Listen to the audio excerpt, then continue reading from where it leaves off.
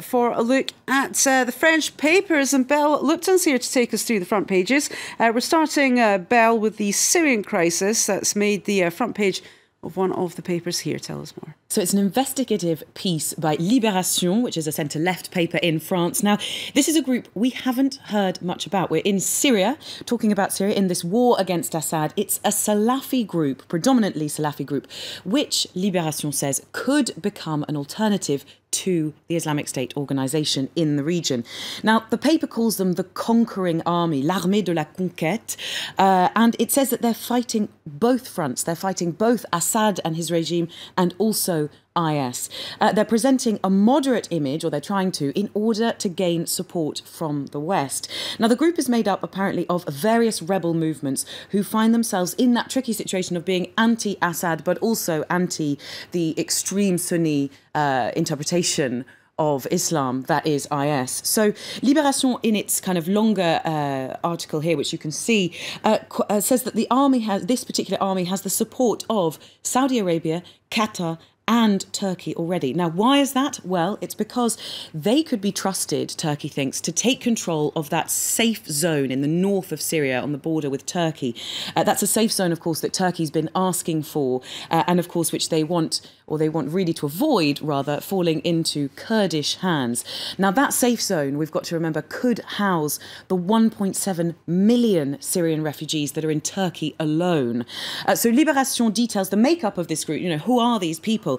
Well, they are made up of Salafists, some Muslim Brotherhood members, and then Islamists, or you could potentially, the paper calls them jihadists, who are from the group Ahrar al-Sham, so that means the Free Men of Syria. Now, these members from Ahrar al-Sham were normally in jail under the Syrian regime before they were freed by the regime in what the paper calls an attempt to discredit the revolution. But far from doing that, what they've done is to organise themselves, and now they've even employed a UK PR firm to represent them.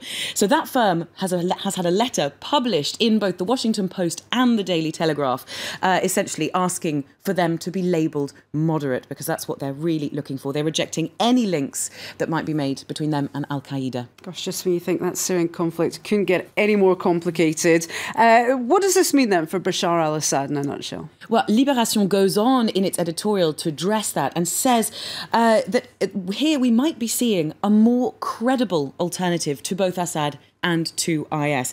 Assad's forces, it says, are tired. They're plagued with deserters.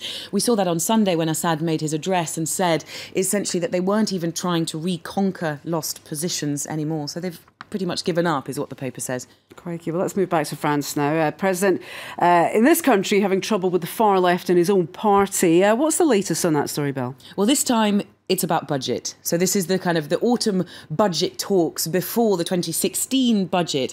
And according to centre-right Le Figaro, which, you know, you can imagine wouldn't necessarily be particularly on Hollande's side, well, they're quite celebratory of the fact that the left wing, the far left in Hollande's Socialist Party, isn't happy with the budget he's planning next year. So you've got the headline, the Socialist Party demands a budget that's more to the left. Demande à Hollande un budget plus à gauche. The far left in the party is essentially the key point, rather, that they're disputing here is this 14.5 billion euro tax break that Hollande wants to give to businesses. Now, they want the budget to be far more in favour of cooperatives and households. So they want to see that 14.5 billion euros reduced to just 4 billion euros. Now, the paper goes on in an editorial to focus on Hollande's predicament, where he finds himself now, because this isn't the first time the far left, have gone against him, essentially, politically. Firmness or leftism, they say, Hollande's dilemma.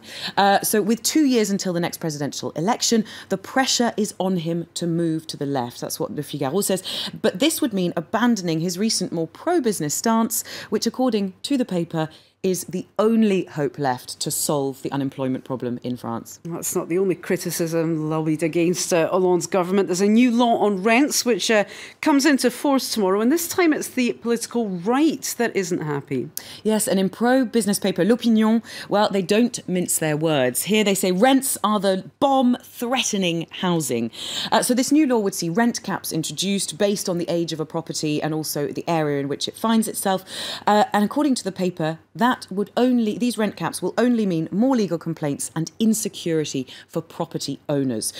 It'll also scare away investors, most importantly, those foreign investors with lots of money. So they've been welcomed with open arms across the Channel, but not in France. Not in France. Oh, well, dear. That's a bit of a shame. Thanks very much for that. Val Lupton reviewing the French papers for us. You're watching live from Paris on France 24. Do stay with us. Lots more news still to come.